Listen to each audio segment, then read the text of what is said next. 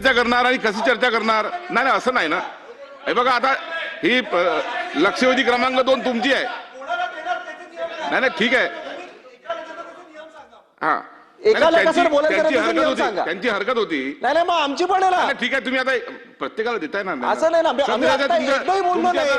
तुमची या ठिकाणी लक्षवेधी तुम्ही आता मांडा ना. आम्ही बोललो पण नाही ना. लक्षवेधी म्हणजे मांडा तुम्ही. आपण एवढं बोलण्यामध्ये बोलून झालं असतं. काय बोला, ही प्रथा बरोबर नाही. प्रथा नाही, आम्ही 4 तास ही लक्षवेधी झाल्यावर देतो. ही लक्षवेधी झाल्यावर देतो. पॉईंट ऑफ 4 तास बसून होतो. नाही नाही, नंतर देतो. तुम्ही लक्षवेधी आता मांडा. सरदेसाई साहेब, अरे बाबा, नाही, पॉइंट ऑफ इन्फॉर्मेशन तुम्हाला नंतर देतो मी. थांबा थोडी.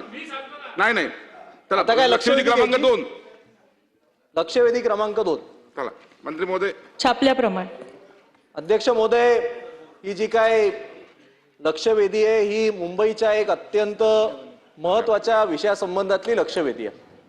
आता चर्चा होत होती की मॅनहोल मध्ये पडून आत्ताच कोणाचा मृत्यू झाला. खरं म्हणजे ही इतकी गंभीर बाब आहे की गेल्या आठवड्यामध्ये स्वतः मुंबईच्या महापौर या रस्त्यावर असताना, पाहणी करत असताना 2 फुटाच्या अंतरावर त्यांचाच एक सहकारी कुठले तरी अधिकारी त्या मॅनहोलमध्ये पडलेला, जेमतेम वाचवला. असं असताना सुद्धा परत एकदा हे झालं. म्हणजे गेल्या आठवड्यानंतर मुंबई महापालिका काहीच शिकली नाही. आजचा हा जो लक्षवेधीचा विषय आहे तो पण असाच काहीतरी आहे. 2-3 वर्षापूर्वी घाटकोपर मध्ये होर्डिंग पडून मोठी दुर्घटना घडली. 17 लोक मृत्युमुखी पडले, 75 लोकांना इंजर्ड झाले. असं असून सुद्धा मुंबई शहरामध्ये खूप मोठ्या प्रमाणात आजही होर्डिंग माफिया हे काम करत आहेत. अध्यक्ष महोदय, आमचा काही विरोध हा होर्डिंगला नाही, एलईडी होर्डिंगला नाही, पण होर्डिंग कुठे असावं, कसं असावं याच्याबद्दल काही नियोजन आहे की नाही? आज जगभरातले तुम्ही कुठलीही मोठी शहरं बघा. न्यूयॉर्कमध्ये टाइम्स स्क्वेअरला एलईडी होर्डिंग आहेत, लंडनमध्ये पिकॅडिली सर्कसला आहेत, टोकियोमध्ये शिबुया क्रॉसिंगला आहेत. त्यांनी लोकेशन ठरवलेली आहेत आणि केवळ तिकडेच या मोठ्या प्रमाणात एलईडी होर्डिंगला परमिशन आहे. मुंबई शहर हे एकमेव शहर आहे, महापालिका ही एकमेव आहे जी सांगते तुम्हाला पाहिजे तिकडे होर्डिंग उभारा, पाहिजे तिकडे एलईडी लावा, त्यावर कसलंही नियंत्रण महापालिकेचं नाही.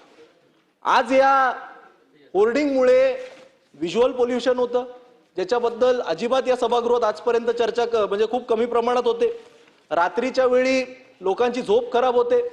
खिडकीच्या बाहेर बघितलं तर जो ब्राईटनेस असतो तो इतका जास्त ठेवलेला असतो की त्याचा त्रास होतो. रात्री झोपणाऱ्या पक्षी असतात त्यांना त्याचा त्रास होतो.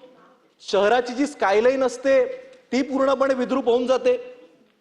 आपण या लक्षवेधीमध्ये जे मला उत्तर दिलेलं आहे या उत्तरामध्येच असं उल्लेख केलेला आहे की अधिकृत माझ्या एकट्याच्या मतदारसंघात सीलिंग पासून ते वाकोल्यापर्यंत 171 होर्डिंग आहेत. 171 होर्डिंग 3 किलोमीटरच्या परिसरामध्ये. एवढी परमिशन मिळते कशी याबद्दल आम्हाला काही कळत नाही.